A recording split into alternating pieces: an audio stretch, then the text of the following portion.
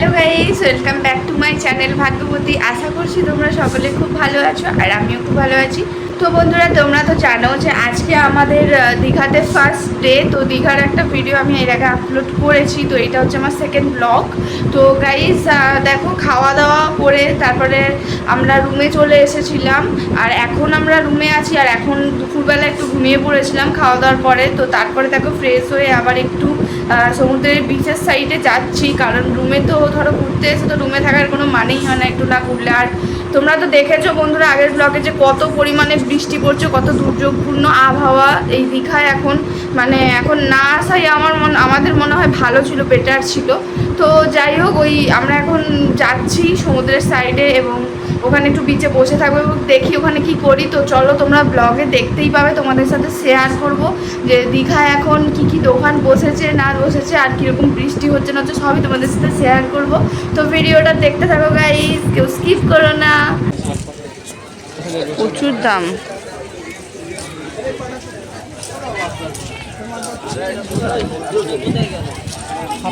তো গাইস দেখো, এখন মার্কেটে চলে এসেছি আমরা, আর হালকা হালকা বৃষ্টি পড়ছে কিন্তু ভালোই।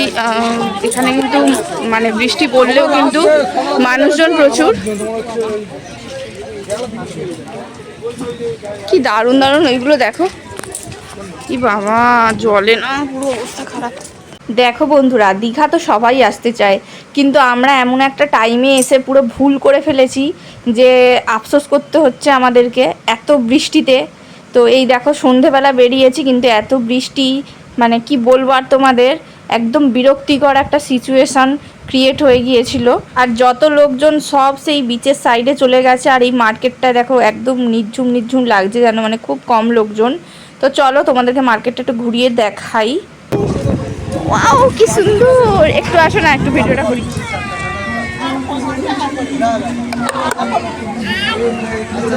তো গাইস দেখো, এখন এসেছি শাঁখা দোকানের কাছে। কত শাঁখা দেখো বিক্রি হচ্ছে এখানে, কি দারুণ দারুণ শাঁখাগুলো লাগছে না? দেখো ঝিনুকের এগুলো সব বিক্রি হয়, এগুলো ঘরে সাজানোর জন্য। বন্ধুরা দেখো, এই যে সাদা শঙ্খ বা শাঁখ তোমরা দেখতে পাচ্ছ, এরকম একটা শাঁখ আমার বাড়িতেও আছে। আমার মা যখন দীঘা এসেছিল তখন এরকম একটা শাঁখ কিনে নিয়ে গিয়েছিল, তো সেটা মা আমাকে দিয়েছে। তো সেটা আমি প্রত্যেক দিন বাজাই আর কি, সন্ধেবেলায় সন্ধে দেওয়ার সময়। তো খুব সুন্দর সেই শাঁখটা, অনেক পুরনো হয়ে গেছে কিন্তু বাট দেখে অতটা মনে হয় না যে পুরনো বলে। তারপর দেখো এদিকেও কত শিবলিঙ্গ আছে দেখো বন্ধুরা, নানান রকম অনেক কিছু শোপিস আছে। এত ভালো লাগছে না, এই শোপিসগুলোকে যদি বাড়িতে সাজিয়ে রাখা হয় কত সুন্দর লাগবে দেখতে, তাই না? তো বন্ধুরা দেখো, এত জল হয়েছে চারপাশে, এত বৃষ্টি পড়েছে দেখো।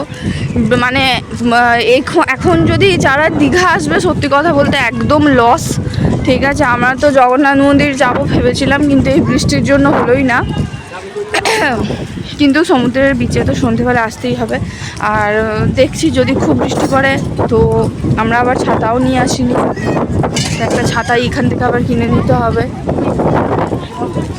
তো দেখো দীঘার সমুদ্র বিচটা তোমাদের দেখাবো, চলো এই সন্ধেবেলা কীরকম লাগছে। এখন বাজে সন্ধে 7টা, তো কীরকম লাগছে চলো তোমাদেরকে দীঘার বিচটা দেখাবো।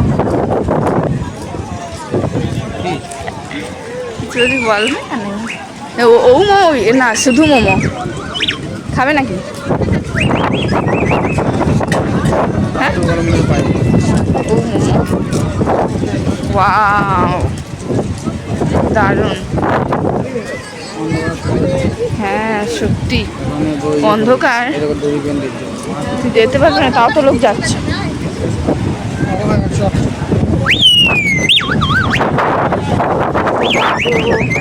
সমুদ্রের উত্তাল হাওয়া, ভালোই হাওয়া দিচ্ছে বলো, আরো আগে এলে ভালো হতো। কি সুন্দর লাগছে, কত মানুষজন সব সার দিয়ে এখানে লাইন দিয়ে বসে আছে, দেখছো তোমরা? দেখো সমুদ্র কি সুন্দর, কি দারুণ লাগছে।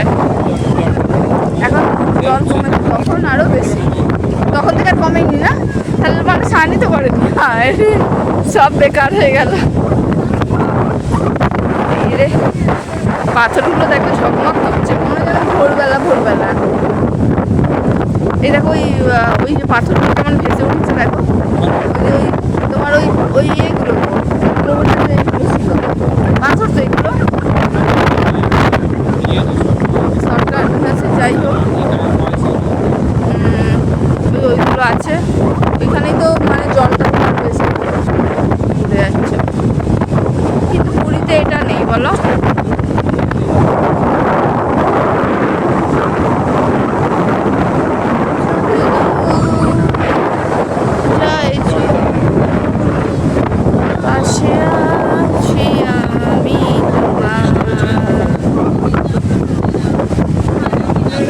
বৃষ্টি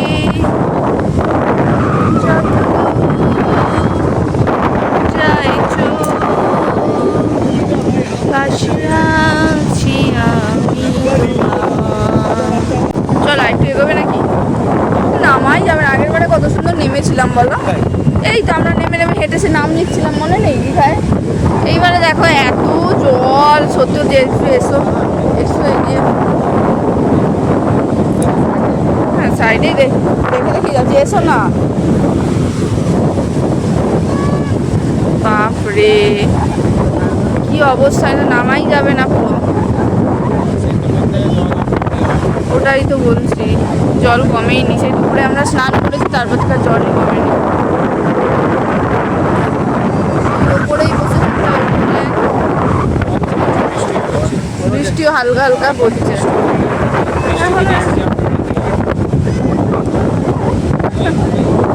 তুমি তুমি দিবি চারপাশে আর সমুদ্র, আর মাথার ওপর দিক দিয়ে খালি বৃষ্টি পড়ছে আকাশ থেকে। বাপরে সত্যি এটা ভয়ঙ্কর যেন অভিজ্ঞতা। এবারে দীঘা এসে বলো ভালো লাগছে না।